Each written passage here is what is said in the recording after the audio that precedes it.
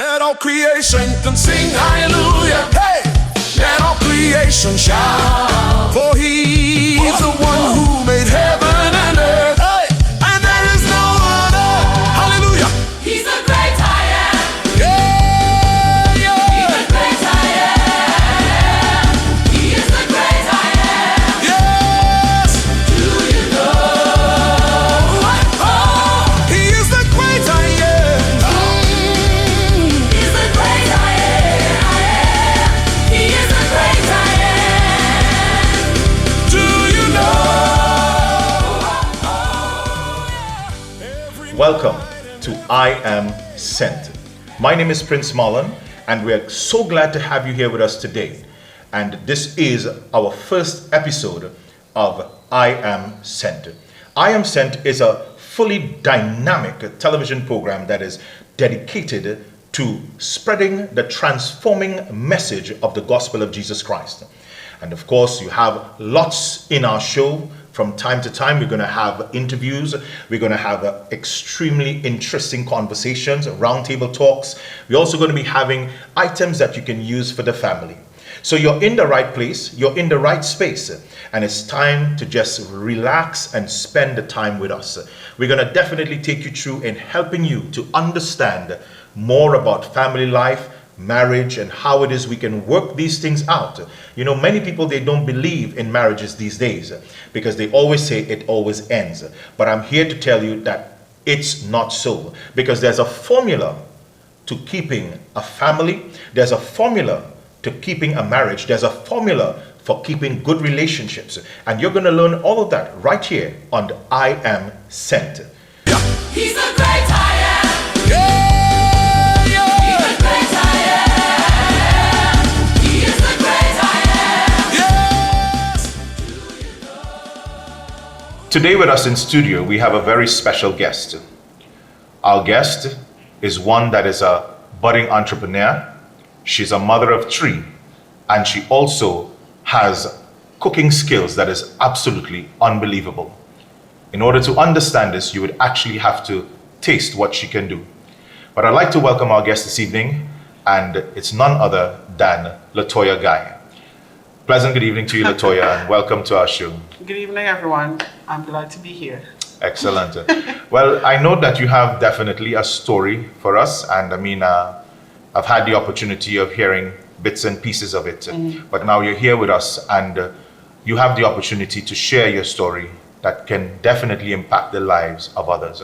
I want to take us directly to a point of the beginning, so to speak, and you as a child growing up, you know, tell us a little about what it would have been for you. Well, as a child growing up, my childhood growing up was the best, right? We would go to the public pool, which is on Diamondville Boulevard, because I used to live Diego Martin in Diamondville, really nice place and everything.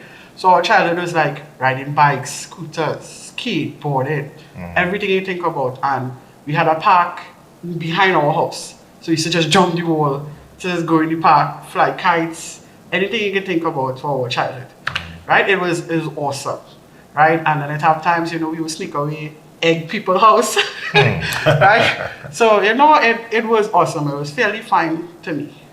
But what it is in that childhood, apart from just the other stuff that you made mention of, that caused it to be one that you said was really, really good? Is there any specifics that you could identify for us? One thing that you probably enjoyed the most? Growing up with friends, right? It was just us on that block, right? Just growing up with them, you know, even though we got older and everybody go to separate way and stuff and things like that, but that time of having that close friends bond, kind of family, kind of, you know, because we do everything together. You can think, you know, and everything together. So have you ever gotten caught, like in that point of time where you are egging somebody's house, as you say? No. Because we'll do it in the night, late in the night, run away to do such things, and you know, and then, you know, it'll be some different story in the morning when the person come to me to don't have egg on it and stuff like that. And then you'd probably hear a whole lot of... Well, most of the time we don't do it in our street. Oh. So you wouldn't really know. it is mostly being a 2 or 3 street over, we would cause that kind of comments. Well, I certainly hope that whoever is had experienced that is not listening now, because now they would have found the culprit as it relates to that. Yeah. But as you began to grow, as a young girl, maybe school-wise and so on, give us a little idea of how that was for you. For school, I was much of a loner when I was in school. I didn't really mingle much with other students. I was more in my class, just going through the day, doing the subjects, just trying to get it over with and go straight home. I never was the type to say straight, go anywhere, or run away with other students to go in river or skip school. No, I wasn't that type of person. And what else made it that different for you as an individual? I mean, I don't know. You stayed by yourself. What caused that? Because you're talking about during your childhood days, you were very active and you and friends were going together. But now here you are. Yeah, it wasn't that kind of how to explain that, but it wasn't that kind of vibe that you grow up with these people. Yes, there's new people you meet and stuff and things like that, but I never was the type of person to you have to be somebody for me to be drawn to you, to want to be friends with you. In that kind of place, if that make any sense. But is it that you there was something that took place between that childhood and the school days that No, well, born and grown up in Diego Martin and then moved from there to another place because we moved from Diego Martin to St. Anne's and from St. Anne's to San Juan. So, all of that could have happened that, because you don't have your childhood friends around anymore. And, it just, I don't know.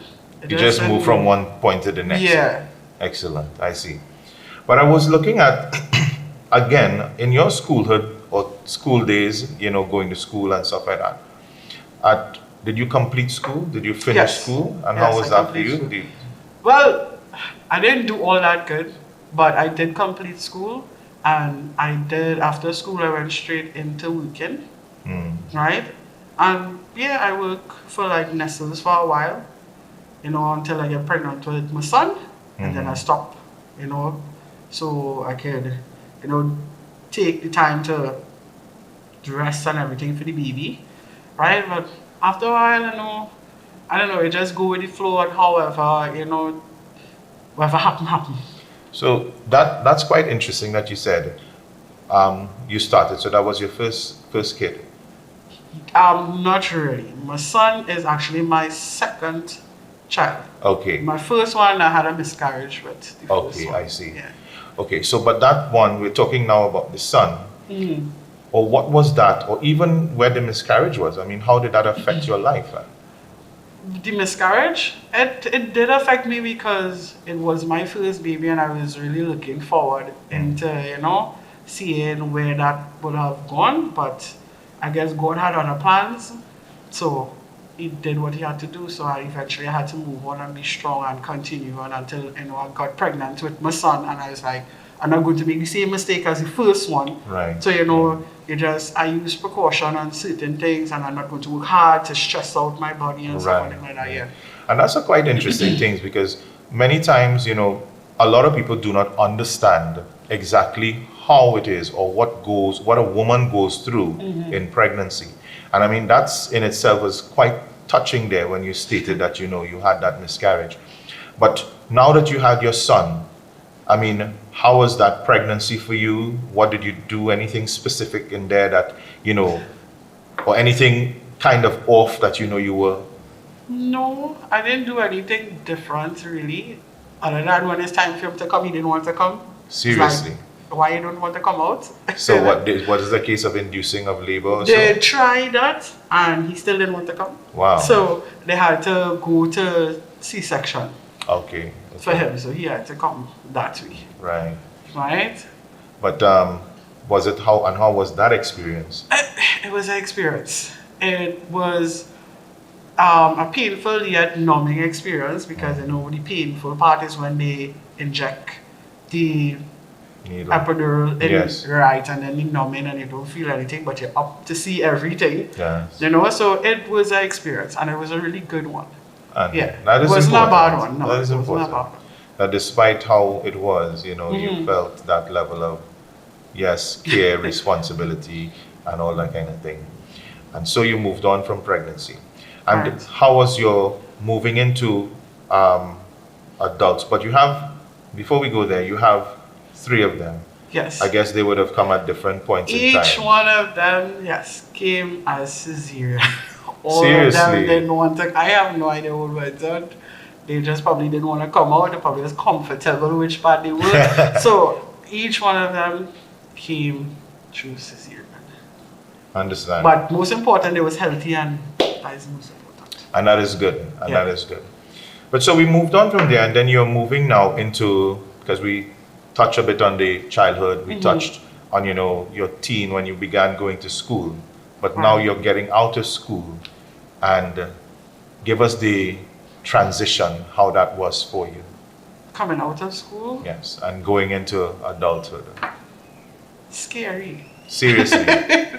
Yeah, adulthood is scary because it's not exactly entirely where you probably think about, you know, as a child, you'll be like, I can't wait to get to be an adult, to be able to do adult stuff. You understand? Yes. But, you know, it have lessons to be learned, you know, you would experience a lot of things, you know. So it has its challenges, it has its good and its bad. But I just go with it, and you know, however wherever we just try and do whatever we can as it go. I think the best I can really explain. Understand. But what about the adulthood now has made a difference in your life? I mean, coming out of that school. Right. point. So coming out of school again, during my children and stuff being around, I was a person who used to hang out a lot. I used to lime, I used to drink, I used to smoke, you know. And that was like a kind of spiraling type of thing, and it had this point of time as just like, you know, I always feel empty, and you know, you're always looking for some kind of something to try and fill that emptiness. And until hanging out up in a point of time, hanging out with friends and stuff, and I end up getting sick really, really bad. Right? Bad to the point that I fainted back to back. Wow. Fainting away. It's like, what going on? It's like, Lord Father, you know, when you're sick, you start to call on God when you're Yes, sick. yes, Anytime of course. any kind of problems, you're calling on God. God will says, make me feel better, so you know I would change. And most of the time we don't change, we go back into the same kind of. Yes. But that point when I started to feel that type of way, I'm not feeling like myself, and I'm feeling like, you know, I just like, you know what, I need to change. I need to change, and the person who, as I said, person who I would call to is my aunt. She is the one who is one of my rocks. I will call her, say, Aunt, I'm not feeling well, I don't know what's going on with me, I'm feeling really sick. And she would say, Toya, go open your Bible, Psalms 91. Keep reading that every night. Read that every night. You understand? And I maybe the stand to say that, you know what? I need to change this. I need this not working for me. So I make the step to say, you know what, I'm gonna try to follow God, I'm gonna try to get serious in it. I might succeed today, tomorrow, next month, but Yes. I will be working on it. So I make the step to say, you know what, I'm gonna get baptized, I'm going to go to church often, you understand, get the word, do my research, read, pray, you understand?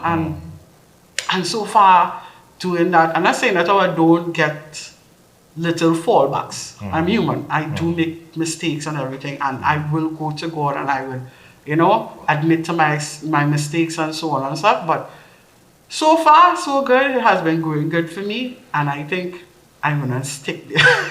So you made mention that, you know, there was one point in time that you were lying. So I assume that you had a lot of times that you and friends would go out and lie, Yes. you would drink, you would so on. Yes. One of the things I'm wondering, is it a case whereby, you know, it's something that you particularly had to drink, maybe something was put in your drink, or so do you think it was along those lines? No. No. It was not along those lines because, again, the friends who I was hanging out with, they were like family. So they wouldn't do something like that. That was just the point of time that I needed to make that change. And I guess God was doing his thing as a, you know, he have a sense of humor and certain things, so he just deal with it. Right. You know, so it was just, that time for me to make that step to change, or so I'll continue going the way, being sick, and it might be worse than how I was affected. Right. Yeah. Now, the reason why it is I ask, there's an old saying that